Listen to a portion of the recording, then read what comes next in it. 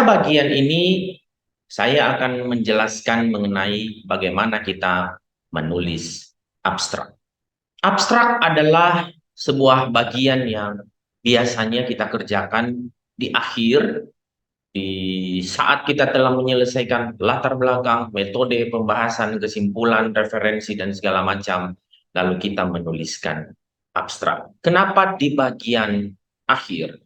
Karena kita tahu abstrak itu akan menjelaskan apa yang menjadi kesimpulan dari bagian awal sampai bagian akhir dari tulisan kita. Nah, sebelum saya memulai, saya menjelaskan tujuan pembelajaran, yaitu bahwa pada video kali ini saya akan menjelaskan mengenai metode penulisan abstrak yang baik berdasarkan pengalaman saya dalam menulis literatur review. Sebelum sampai kepada apa dan bagaimana cara kita membuatnya, mari kita memperhatikan abstrak yang ada di layar ini. Ini namanya model A. Di abstrak ini kita lihat ada kata-kata dengan bold, ada objektif atau tujuan, lalu ada participants, lalu kemudian ada methods, lalu kemudian ada results, lalu kemudian ada conclusions.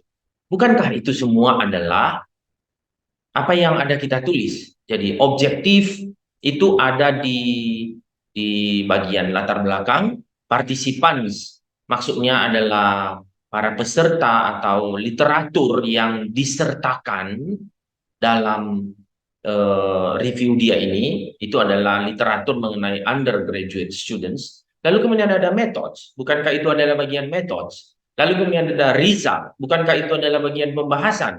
Lalu kemudian ada conclusions atau bagian kesimpulan.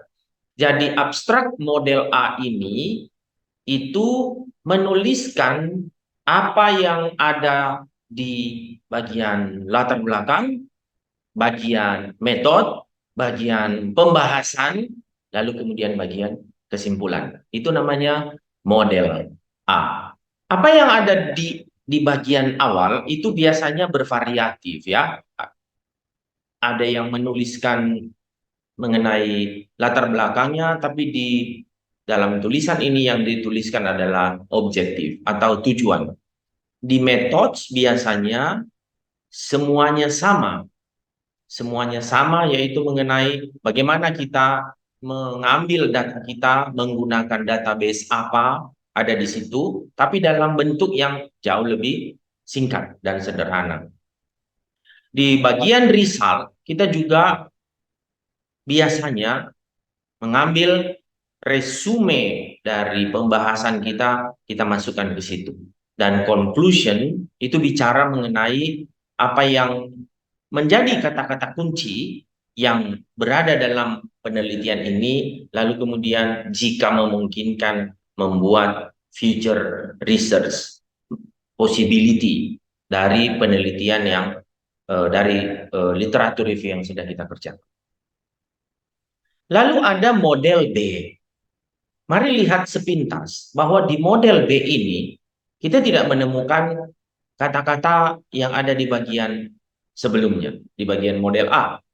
Sama-sama ada kata-kata abstrak, tapi tidak ada objektif, tidak ada participants, tidak ada methods, tidak ada result, lalu tidak ada conclusion. Jadi isinya apa? Mari kita lihat. This article reviews the literature in the area of language brokering. Language brokers are children of immigrant families who translate and interpret for their parents and other individuals. Nggak ada kan? Lalu kemudian result suggests that, nah, jadi kalau begini kita bisa melihat ada yang hilang. Yang hilang berarti kira-kira metode.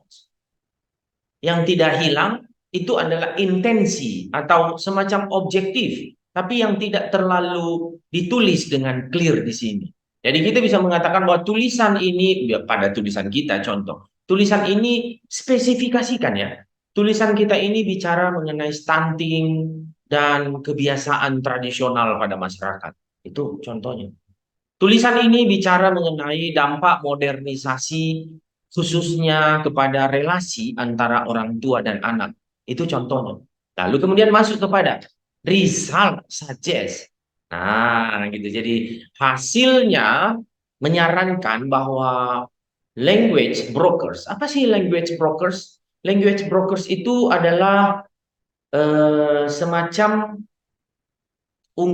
semacam orang yang berperan untuk menerjemahkan, menjadi interpreter atau menjadi orang yang menerjemahkan bagi orang tuanya atau pada kalangan keluarga terdekatnya ketika mereka berada dalam situasi baru. Nah, kalau kita baca literatur ini dengan sebenarnya, ini adalah cerita bagaimana language broker ini berperan dalam masyarakat, khususnya mewakili orang tuanya yang datang sebagai imigran di tempat baru, misalnya di Amerika atau Eropa.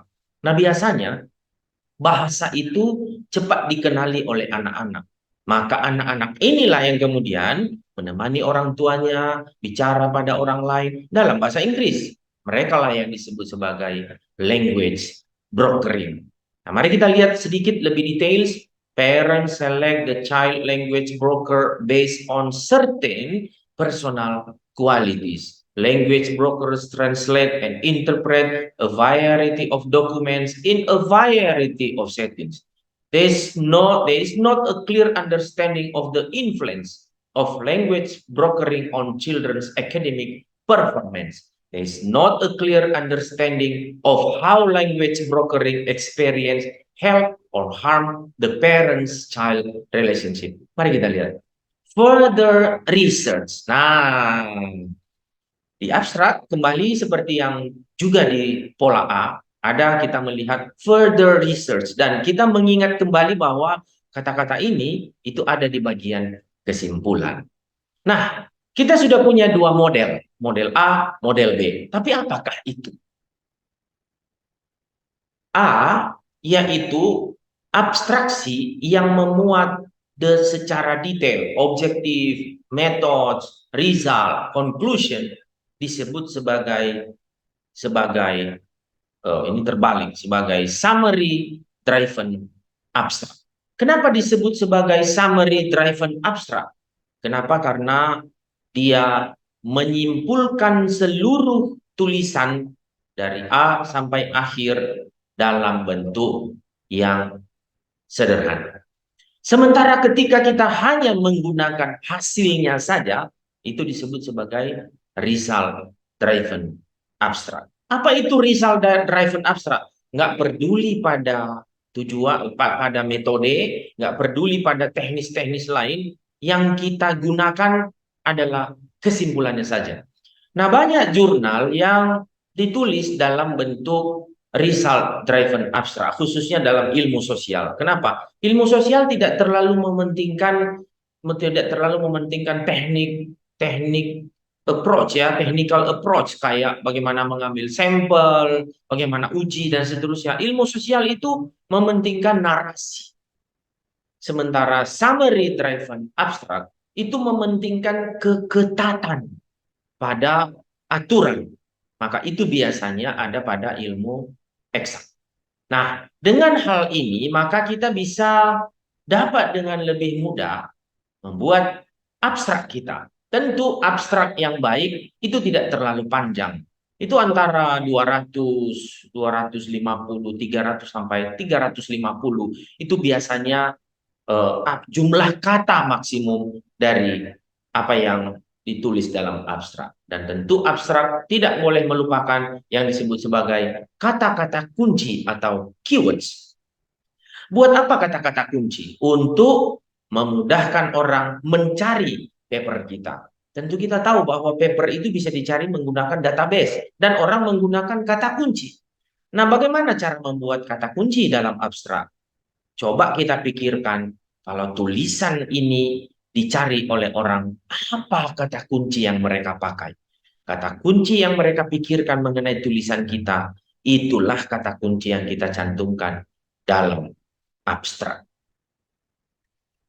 Nah, sebagaimana tadi telah saya jelaskan tadi bahwa yang disebut sebagai summary summary driven itu menggunakan aturan-aturan yang sangat ketat, dan biasanya itu adalah semacam semacam filter awal kepada orang yang ingin mempelajari tulisan kita, apakah dia akan terus masuk ke dalam tulisan kita atau tidak, karena dia seperti sudah membaca dari awal sampai akhir. Lihat, objektif, partisipan, metode, result, conclusion, itu seperti gambaran paling kecil dari seluruh paper kita. Lalu kemudian di B, mari kita lihat bahwa isi daripada pembahasan itu jauh lebih penting dipentingkan oleh orang yang menulis abstrak ini.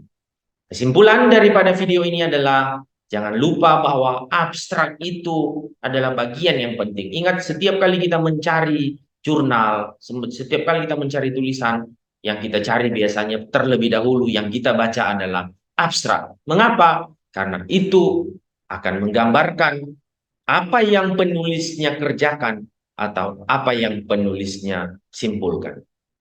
Sebagai tambahan, misalnya kalau Anda ingin mencari bagaimana metode ini waktu Anda menyeleksi literatur, maka pasti Anda membutuhkan summary driven abstract. Atau kalau Anda ingin hanya lebih mementingkan mengenai kesimpulan daripada pembacanya, nggak peduli pada bagaimana teknisnya dia melakukannya, maka Anda mencari result driven abstract. Demikian video kali ini, terima kasih.